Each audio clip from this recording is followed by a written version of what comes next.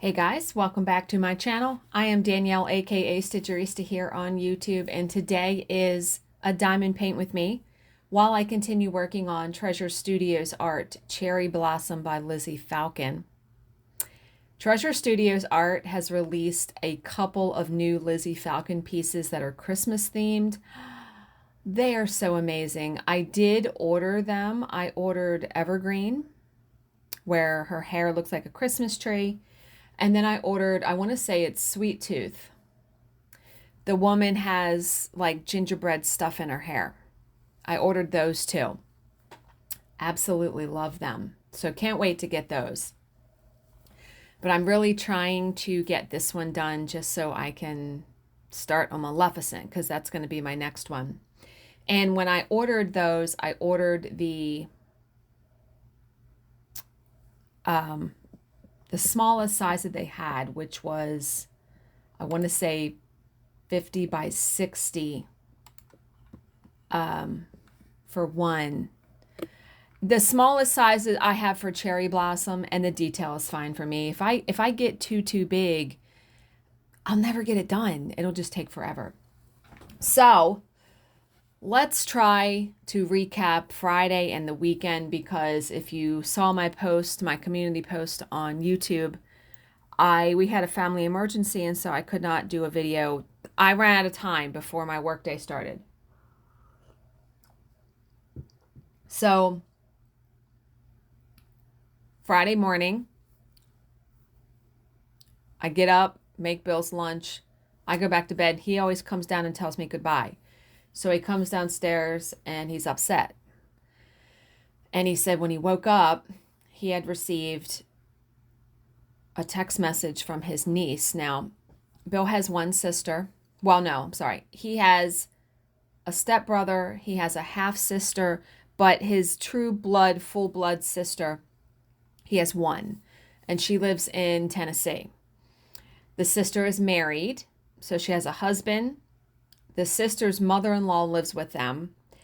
They have an autistic daughter that is in her late 20s that lives with them. And then they have another daughter that is in her, I would say, early to mid-20s. And she lives in North Carolina with her wife.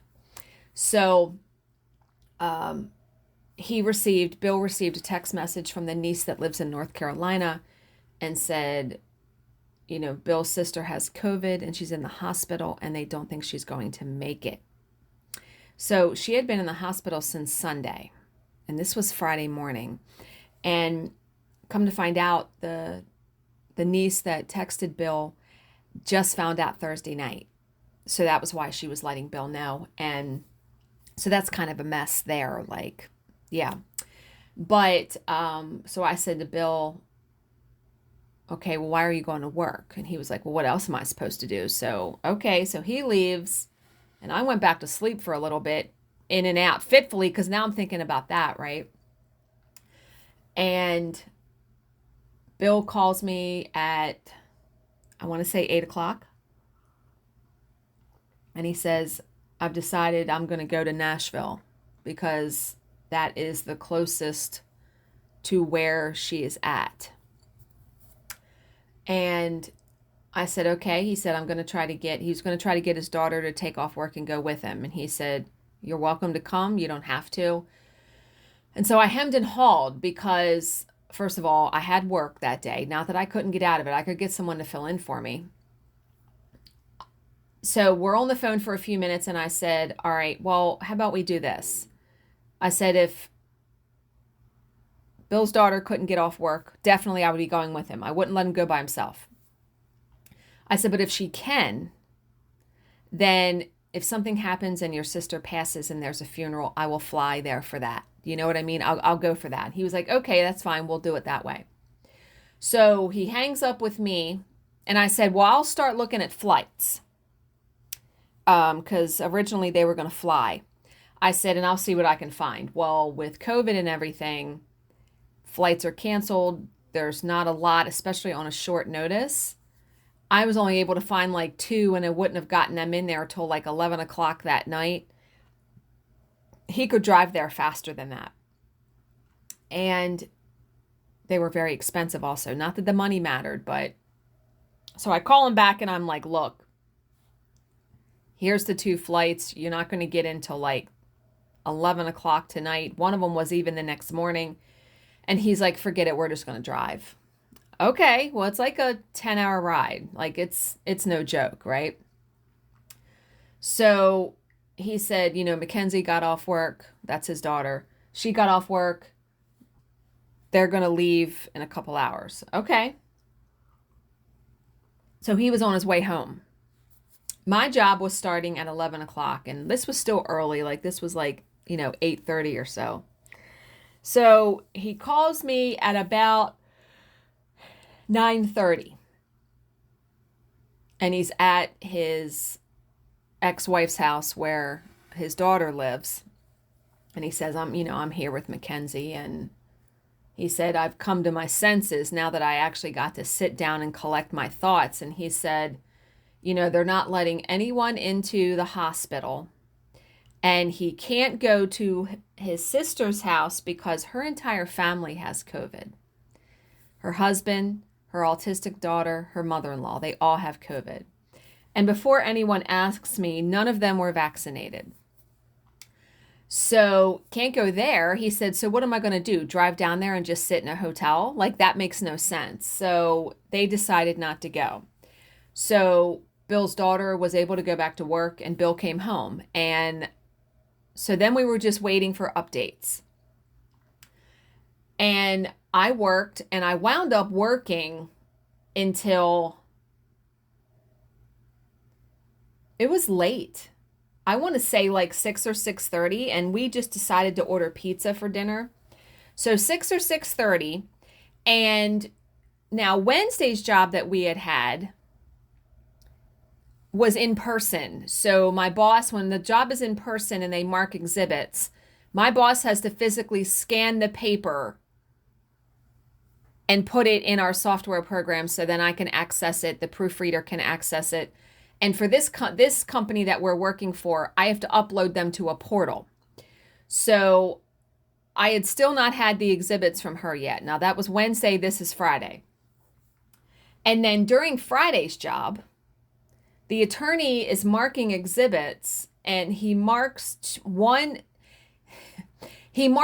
different documents with the same exhibit number. Well, that can't happen. So then all of the other exhibits he marked after that were messed up numbering wise.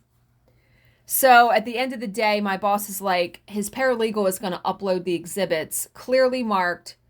So, but still, what needs to happen is I need those exhibits because I need to make sure we put a parenthetical, like a little like blurb in the transcript when an exhibit is marked that says like exhibit 1 was marked. Well, I have to make sure that those coincide with the correct document when they mention it in the exhibit, in the transcript. So that means I have to take all of those exhibits that the paralegal is going to upload, go through each one, compare it to the transcript. Well, that's going to take me some time. So, and I also had to send a rough draft. So I went downstairs and I was like, I'm done. I said, but I'm going to have to come upstairs when I get stuff because I still am not completely done. So I still was doing stuff at like 7:30 on Friday. And then we had dinner, we watched some TV, and he received an update that his sister was stable on Friday. So Saturday we get up and we were planning on going to a mall in our area. Bill's daughter was going to come over. She had to work half a day on Saturday. She was coming over. Her boyfriend was hunting, so she was going to come over and spend some time with us. And we were supposed to walk around the mall and we were going to get dinner. Well, a storm was coming and she had to do something with her mother after work. So she didn't come over until like 3:30 or so. And I said, I really don't feel like going to the mall, walking around and it's pouring rain. So what we decided to do was go to Texas Roadhouse for dinner. And then we were going to come back and watch the new Halloween movie, Halloween Kills, on Peacock, because I have a Peacock subscription. So we went to dinner, came back. The movie sucked. I like scary movies and I like the Halloween movies. They just need to end it, I feel like. It just yeah, they need it just needs to be done. And Jill's husband, cuz I messaged Jill and was like, "Oh my god, we hated this movie." And she was like, "Crap, we're supposed to watch it tonight." And she had asked her husband and he said there's going to be one more movie and I'm like, "I don't know if I can watch it." So she left after, Bill's daughter left after the movie. And we had received another update that the sister was doing better. They had taken her off like blood pressure medicine or something. And so that was good, you know. So then him and I watched 2020. No, that was last night. Him and I watched something. I don't remember. We stayed up a little bit because his daughter left. It was only like 9 o'clock, 9:30. And then Sunday, we get up, groceries came, and Bill wanted to make meatball subs for dinner on Tuesday because his daughter and her boyfriend come over every Tuesday for dinner. So we had to kind of go out shopping for that. And yeah, we were just home. I did some stitching. I actually started one of the Shannon Christine Designs Halloween ornaments on perforated paper. So I had worked on that Saturday, and then I worked on it last night. And so he talked to his niece on Sunday, and they had to put her back on the ventilator. I think she had been off of it. So she's still hanging in there. And just any good thoughts or prayers or anything that you can think or send my way for that. I just pray she pulls through it. She's only 53. So, but she does have some underlying health conditions, which don't bode well for that, but hopefully. So I just hope, I'm just looking forward to the time when she is, to the point where Bill can actually talk to her on the phone, because the daughter that's there in Nashville was able to go to the hospital yesterday, but she wasn't able to go in the room. She just stood outside, like, she's like in intensive care. So yeah, that has been the weekend, waiting for phone calls, things like that. And I made meatloaf last night for dinner, so that was really good. We had that and biscuits. And we're going to have meatloaf again today. Like, that's the thing about meatloaf is for us, it takes us 2 days to eat it. So dinner's already taken care of for today. And the only day I'm working this week is Wednesday on the arbitration. My boss is on vacation the rest of the time. So I'm just trying to get stuff done, clean the house. I know I had mentioned to you guys, Bill's daughter's boyfriend's parents, their 25th wedding anniversary is this year, and they are like renewing their vows, and they're having this ceremony and all of that. And we were invited, and it's in Ocean City. So rented a room for one night, and then, it's semi-formal. So bought a dress, shoes, a clutch purse, got Bill a tie because my dress was black and it had like a red belt. So I got red shoes, a red purse, got Bill a red tie. Well, the dress came in the mail on Sunday and it looks very cheap. I don't like it. And the belt is not a bright red, which it looked like in the picture. It's a burgundy. Well, Jesus. So I tell him, I'm like, fabulous. Now I have to return the dress, which I've already processed that return. Amazon makes it very easy to return stuff. So I had to process that, and I have to take that to the UPS store today. And I spent probably a good half hour because now I have to find another dress. And so I'm trying to find a dress that's black with red accents, and the accents have to be bright red because that's all my other stuff. I already have the shoes. I already have everything else. So I think I found one. The dress was like $37. Not bad. And it got good reviews. I looked at reviews. People posted pictures. And the accents look bright red. Please God. Now the dress isn't going to be here until like November 2nd. So, and the dress looks really cool. So I'm praying, just freaking let it fit and let it be fine, please. You know? But yeah, all this trouble for, yeah. So that happened. And I have a doctor appointment tomorrow. Remember, all my follow-up appointments fell in October, so I've had doctor appointment every single week this month. Tomorrow is my oncologist. And then next Friday, the 29th, I actually took off work because I'm seeing a podiatrist in the morning, and then I have a hair appointment to get my hair done that night at 5 o'clock. And I was like, I'm just taking the whole day off.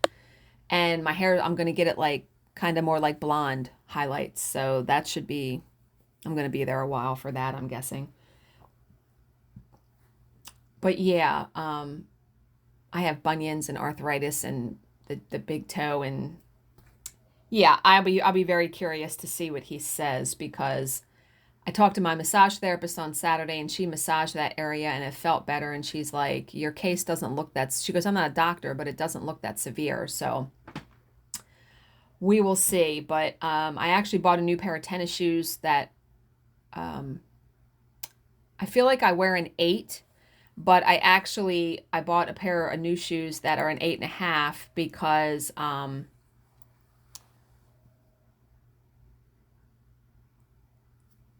I feel like maybe my toes are too much in the front of my shoes, if that makes sense.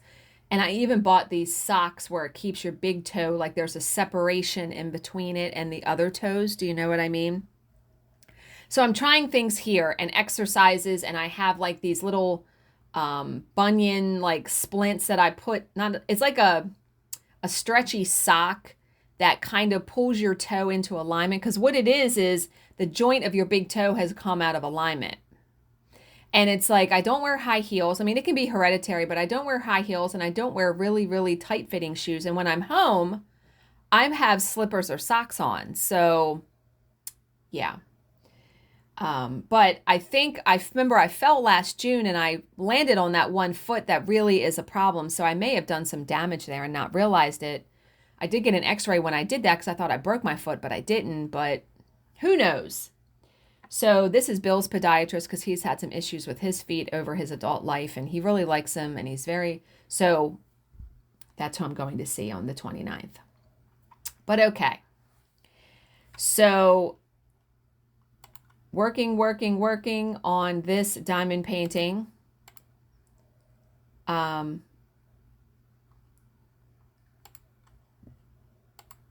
Enjoying it, have enjoyed it. We'll be glad to get to something else, however. So today's story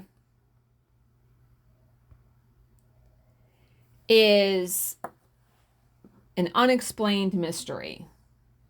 And I paged through and was like, oh, this one looks good. So this is called The Millionaire Alien. So one man claimed he had been sent to Earth to prevent an intergalactic war between planets. Many people in his immediate circle claimed to have seen him morph into his otherworldly form. What? To keep his true nature, he only ate raw meat with a lot of blood. No. His demise spawned an even more mystery, an even bigger mystery, okay?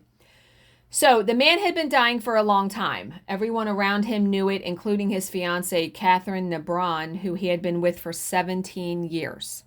In the years before his death, he had lost so much weight that most of his neighbors started to call him Skinny Bob, a befitting title when you consider that he had told them his name was Bob. Only a few people in his inner circle knew his real name, and the story he claimed was his background history. So the man had told his fiancée and her assistant, Dawn Vadbunker, who lived with them, that his real name was Jeffrey Allen Lash. After they started dating, he revealed that he was a secret CIA government-trained agent living under a false identity in Los Angeles. He made it clear to her that spies from rival nations had poisoned him, and this potion was slowly eating up his body. There was no doubt that it would eventually kill him, so he told the two women that he didn't want his body falling into the enemy's hands after his death. He gave Catherine vivid instructions on how to dispose of his body after his death, instructions which she followed to the letter until the truth came out. Woo! So on the 3rd of July of 2015, Jeffrey Lash collapsed at a grocery store's parking lot in Santa Monica. A few minutes later, Catherine confirmed that he was dead. She recruited her personal assistant, Vad Bunker, and the two of them packed ice around Jeffrey's body before wrapping him up in a blanket just as he had instructed before. Jeffrey had told her to place his wrapped up body in a car and park it at a conspicuous location where secret government agents would come for its retrieval, after which she was to get out of town before the arrival of these so-called agents. What? That sounds cuckoo crazy, right? So after leaving the body in the car, Catherine and her personal assistant went back home and packed up their bags for the exit out of town. They drove away from Los Angeles down to Oregon, where they lodged into a motel. None of the women told their families about their journey because they didn't want to divulge more information about the situation. A few days later, Catherine's mother filed a missing person report after her inability to reach her daughter.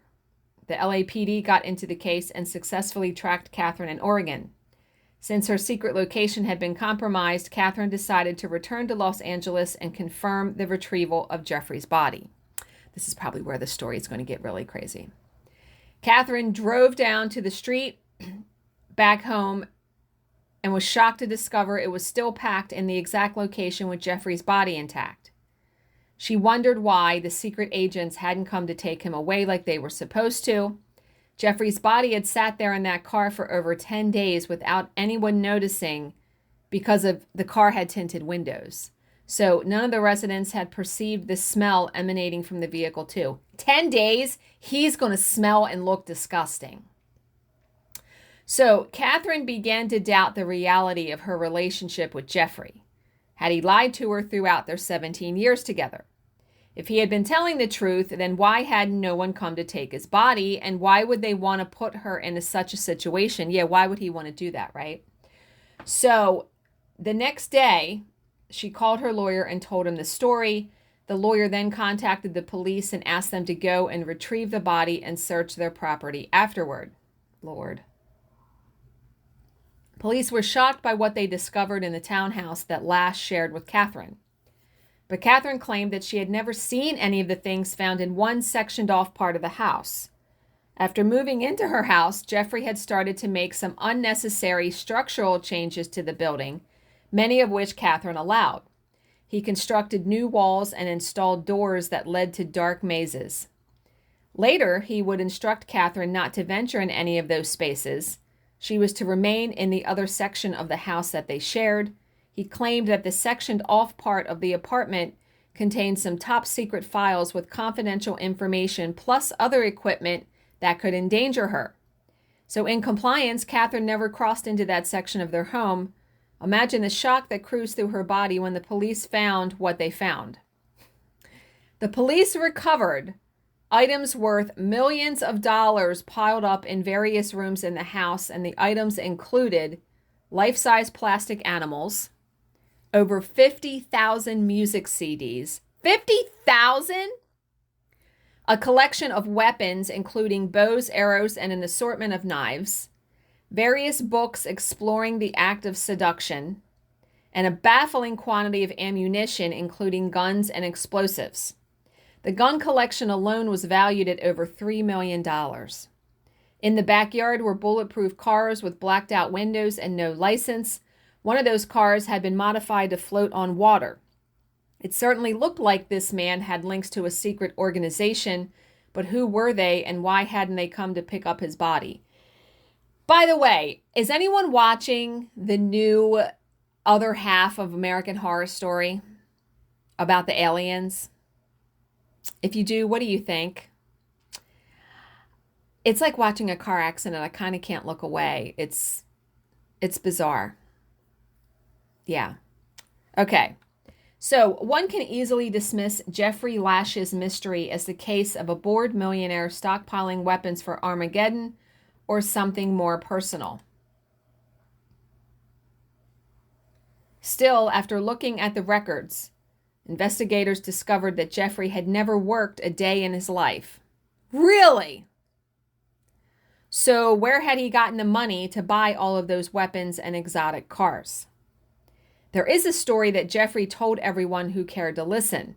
He said that his father was a highly successful microbiologist who had patented one of his discoveries. That patent channeled millions of dollars into the family name, and Jeffrey told people that he had inherited the millions after his father's death. So you may conclude that his story explains it all, but another shock is coming down the pike. A search of patents in the microbiology field does not show any record for Jeffrey's father. This suggests that his claim had been a mere fabrication to divert attention from the real source of his wealth. The question becomes even more disturbing. Who was Jeffrey Lash really? Several people revealed an even more disturbing theory about his existence. People like Catherine and Dawn claimed that Jeffrey told them he was a hybrid comprising part human and part alien. He said he was from another planet in our galaxy sent to prevent the rise of an interstellar war between universes. How Jeffrey was able to convince several people to believe this narrative is an even deeper mystery, but he did. Most people became so engrossed in his story that they sometimes found themselves devoting a considerable chunk of their time to help him complete his mission on the planet he claimed he was trying to help. What? It's all so bizarre, right? Catherine's friends rarely met Jeffrey since he needed only trustworthy people around him. For instance, when Dawn got the job as Catherine's personal assistant, she wasn't allowed to meet Jeffrey until 10 months later, when they deemed her trustworthy enough to be let in on their exciting secret. According to claims, he revealed his true alien form to her after their introduction. Dawn insisted that she had seen Jeffrey shapeshift into his alien form right before her eyes, and her mother even bore witness to this. She said that one day she came home to find her daughter in a terrifying emotional state, repeatedly saying that she now believed in the existence of a god. For the next few weeks, Dawn continued to tell her mother about how her boss's fiancé was a shape-shifting alien from a certain water planet. And this worried her mother greatly. Yeah, it would, right? She also told her mother that she had seen him change into reptilian form. It seemed like Dawn devoted her time to catering for the soon-to-be couple. Okay. To add more fire to the alien theory, a waiter named Francesco Schiff came forward to reporters about Jeffrey's obsession with raw filet mignon. Schiff worked at the Casa Nostra restaurant, where he occasionally met Jeffrey while working as a waiter. He noted Jeffrey's regular order, which consisted mainly of raw bloody meat, a diet that Jeffrey believed was good for his reptilian body. As for a backstory, further investigations revealed that Lash was born and raised in Westchester with his pianist mother and his father, the microbiologist. He had been schooled at UCLA, where he studied to become a scientist. Additional information remains unavailable since he asked UCLA to keep it private. So, people who encountered Lash during his lifetime have described him as a charismatic personality with a piercing gaze. He had a way of gaining entrance into a person's psyche and causing them to trust him wholeheartedly. This was the trick he used on his girlfriend and her personal assistant for years, and sadly, they both fell for it. He had a habit of challenging people with weird questions that would put them in awkward situations. When they answered, he would tell them that they had responded correctly, after which he would compliment that deep knowledge on the matter. Okay. So some neighbors reported seeing a blonde woman in a Mercedes-Benz who would arrive with some green bags and drop them just outside Jeffrey's home. She was later identified to be Michelle Lyons, with whom Lash had an intimate relationship. Lyons was the sole owner of a successful consulting firm that worked with high-class lawyers, so she had money. Her green bags used to contain guns she purchased for Lash, plus raw meat for his consumption. Her lawyers later estimated that Lyons had purchased ammunition worth more than $1 million for Lash. Lash had somehow convinced Lyons that he was madly in love with her. For that reason, he needed her to constantly supply him with ammunition for his secret project and to keep his relationship with her a secret.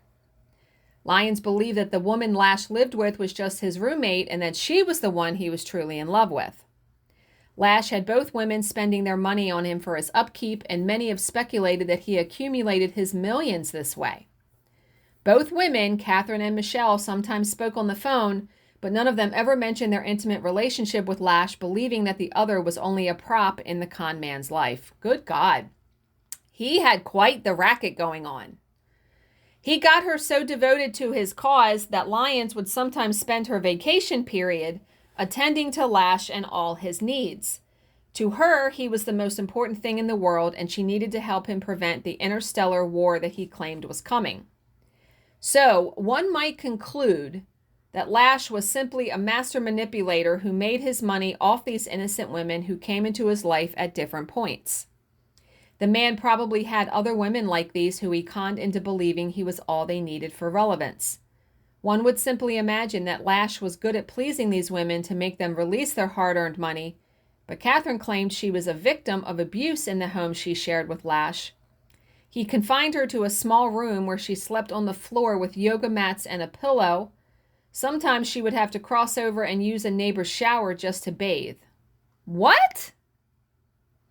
It remains troubling that Dawn Vadbunker never returned to her family after her impromptu trip to Oregon with Catherine. Initially, she had been listed as a missing person, but that was ruled out after Catherine's return.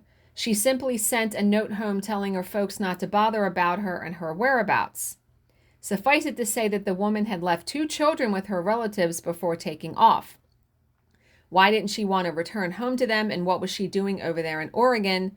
That too remains a mystery. They're hoping that she will return home someday. So investigators later discovered that the ammunition found in Lash's home was only a small part of his huge collection. He had paid for others to be kept in various storage facilities in locations only he knew.